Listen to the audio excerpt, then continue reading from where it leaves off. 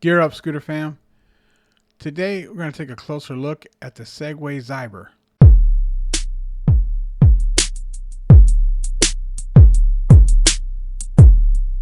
Alright guys, before we get into this video, Apollo has had a flash sale, and at the moment the Apollo Go has dropped to $10.99, the Apollo City $14.99, and the Apollo Pro $3,000. So $29.99. The Apollo Go is a decent deal at $10.99. I think it should be probably around $9.99, to be honest. So $1,000 is where I see the Apollo Pro. I'm sorry, the Apollo Go. $1,500 is right where I see the Apollo City being a decent deal, and $3,000 for the Apollo Pro is a decent deal. The Apollo Go is just slightly high. The two Phantoms are still the same price, which is $3,500 and $2,500, depending if you go with the Stellar version or not. So, which is a little high for those, but they're brand new, so I expect Apollo to be a tad bit high in general. So on the new scooters, it's not too much of a surprise that I think it's just a tad on the expensive side. All right. Also, before we get into the videos, I want to remind you guys that I'm trying to do more podcasts. I wasn't able to put one together for this weekend, but hopefully next weekend everything goes as planned. There'll be another podcast uploaded with the Average Guy 19 GMR TAC, Tiger, rather GMR TAC, and then another one of the Average Guy 1983's friends of his that's going to try to jump on. So there may be 4 people on the podcast this weekend, and hopefully we can keep that going on a regular basis, and I'll do my best to do that. Another point before I go is that thank you guys yesterday for jumping on the live stream and keeping it going. I feel like it's worked pretty well. I just jumped on there randomly, kind of hoping that some of you guys would see it and jump on, and you did, so that's awesome. I'll probably be doing that on a more regular basis, roughly around 6 p.m. Eastern. I plan on doing one today as well.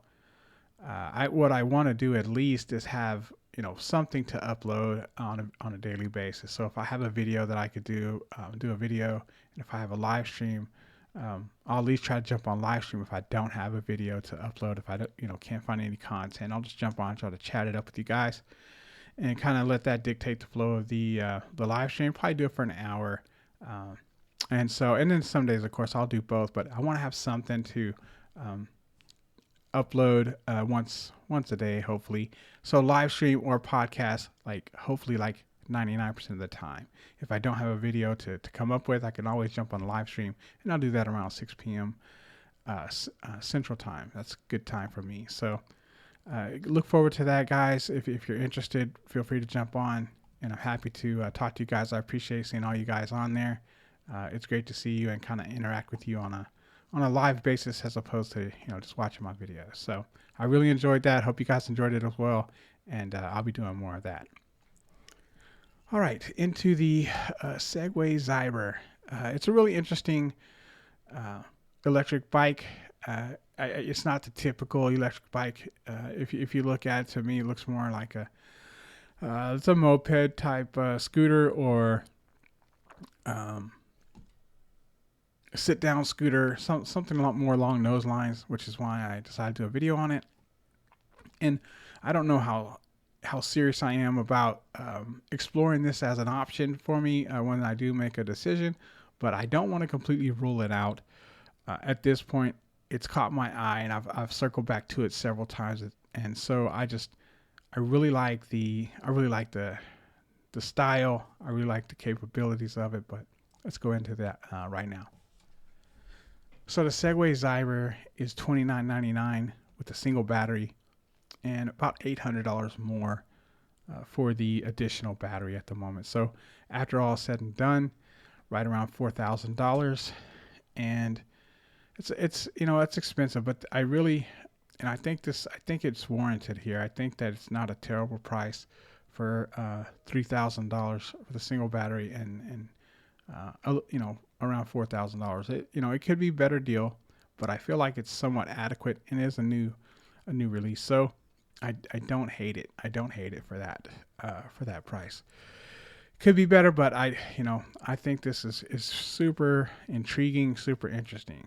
Uh, and range for a single battery is around 56 miles, and both batteries are around 112. Gets 35 miles. Top speed 35 miles an hour. Gets 0 to 20 in like 2.7 seconds.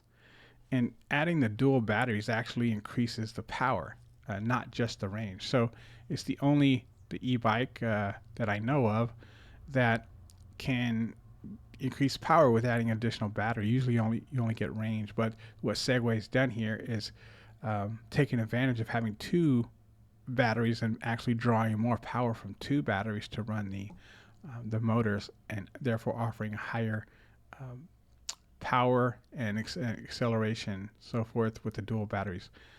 And so that's really interesting. So that you actually increase performance aside from only range, which also increases with adding additional battery, but also the performance of the scooter increases as well. So that's really cool idea, and I think that's I haven't seen anything like that before. So really interesting, really interesting concept.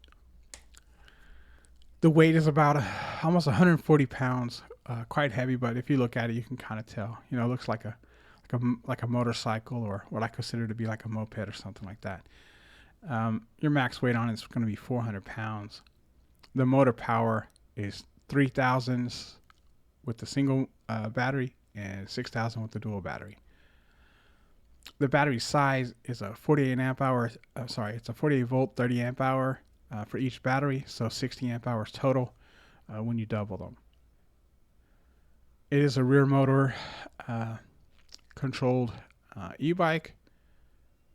The throttle is a twist throttle. Front suspension is 110 millimeter. Rear suspension is 100 millimeter. Front brakes are 4-piston brakes, hydraulic, and the rear is a 2-piston hydraulic brakes. Tire size is 20 by 5, and they're puncture resistant as well.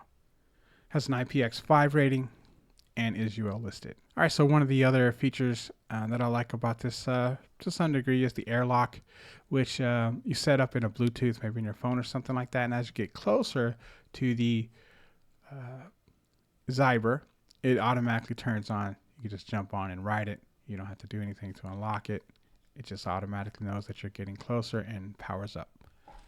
There's some things I like about that. Like I said, it sounds like a cool idea, but if I have it in the same room with me and I have my phone, is it going to constantly stay on? That I wouldn't like. Or every time I walk past it, it turns on, which is, can be a tad annoying. So I don't know how that you can control the distance, so I'll have to see, how close you have to get and where I can set it so that it's just not coming on, turning on when I necessarily don't want it to. All right, final thoughts on the scooter slash electric bike slash moped, the Segway Xyber. It's really interesting. It's really intriguing. I like it a lot. It's a Segway. Man, it's just the way the scooter just appears. Every picture I've seen, everything that I've seen on it, I just really like it a lot. And like I said, I don't know 100% if it's really something I would consider when I do get ready to make that choice. But I'll be weighing everything out. There's no way I'm going to make a decision and say this is 100% what I'm going to do before the time comes. I'll be looking for a value. I'll be doing my best not to make an emotional decision, because emotional decisions lead to poor decisions. And so I'll try to take emotions out of it. I'll really take a closer look at everything, every possibility, and decide from there what the best move is. So it'll be a calculated decision when I do decide, less likely an emotional one. But this one is definitely interesting for what it is. I'm not sure, like I said, I'm not 100% sold on it, but it's interesting enough for me to jump on and do a video on it. I really think it's worth taking a look at before I completely dismiss it. So I don't want to do that. I'm going to keep it in the possible possible choices that I have, along with some of the others. Right now, off the top of my head, I'm looking at the eMove Daytona project is probably the top of my list, to be honest, of what I'm considering, and that may be an emotional, uh, you know, thing I'm just excited about. I will weigh that out at the end, though. For what you get, though, it is a deal. In my opinion, if they get it for under $4,000, that's not an emotional decision. That's a deal. That's value. So I'm looking for value, and and that's one of the reasons that it's at the top of my list. You're getting so much for your money there, and I will be willing to seriously consider that scooter. Another one I'm considering is the Emu dual motor Cruiser V2. I really like the dual motor Cruiser V2. It's a great price too, at $2,000, much more reasonable than the Daytona project. So that may be the way I end up going. I may not want to stretch it out to 4K. I may or may not. I can always save up a little bit more and just wait and get something for $4,000. But I don't know for sure. I'll have to see when it comes time to do that. What I want to do. I like the solar Hyperion, and they offered me a really good deal on it. I'm not ready to make a decision, but when I do get ready, I may try to reach out to them, see if they'll still offer me that deal, and we'll go from there. If they still have the problem on the website, I'm sure they may work with me. So I'll push for it if they brought it up, so I will ask. I'm not gonna not ask. All they can say is no, sorry. But if it's like I said, if it's still that way where you can't choose a Tron Lite when it comes up to it, and they don't automatically offer it for that price, I will be reaching out to them again to see if there's anything they could do to work with me on that. What else am I possibly considering? I know there's new scooters coming out that I don't know enough about. It's supposed to be a new InMotion RS coming out called. I don't know if it's going to be changed. I heard a rumor that's going to be called the V9, or something like that, which is interesting because I think their electric unicycles are like the V11, V10. They have some V, so I don't know if they're going to go that way. I thought they had a V9, but they may not. In any case, we'll see what that ends up being like. I don't know the prices yet. I don't know, if they're going to be reasonable or not. The other two are I'm not saying they're not worth it. At $3,000 and $4,000 for the RS Lite and RS, but those are the things that you can get out there for a better deal. Certainly, if the Daytona releases for that same price. So, yes, I would take the Daytona over the InMotion scooters at this particular moment for sure. No question about it. The Max Fun is still an option at $18.99. If they drop that again by the time I'm ready to buy it, it could be a real tempting offer. I think it's a great deal for that scooter.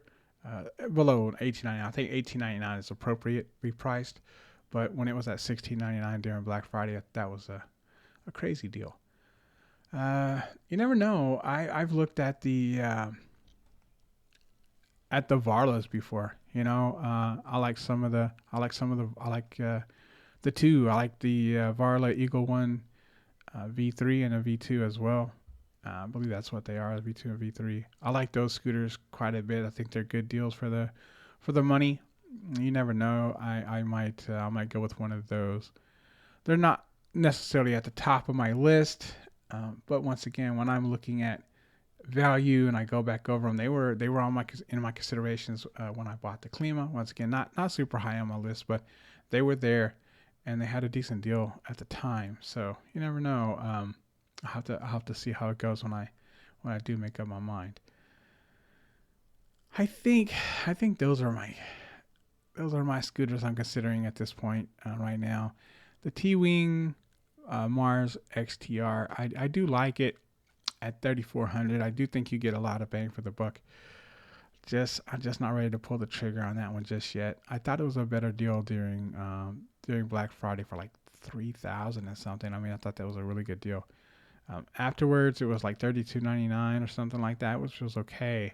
But right now, it's fine. I'm just like I said, there are some things I like out and like that are better out there. Not that it's not a decent scooter. It's a very very good scooter for the price.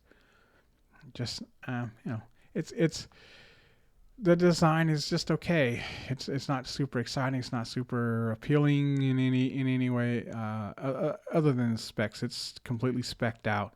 But anyway, so you're paying for specs with the T-Wing Mars XDR. In my opinion, it's not incredibly nice looking. Like I said, the design's pretty basic. You got the dual stems, which adds to stability quite a bit. So I would expect the scooter to be stable. But aside from that, that's all I have, guys. If you enjoyed this content and you found it helpful, please like, share, and subscribe. Consider joining my Patreon, picking up some merch, or buying me a coffee. Thanks, and happy riding.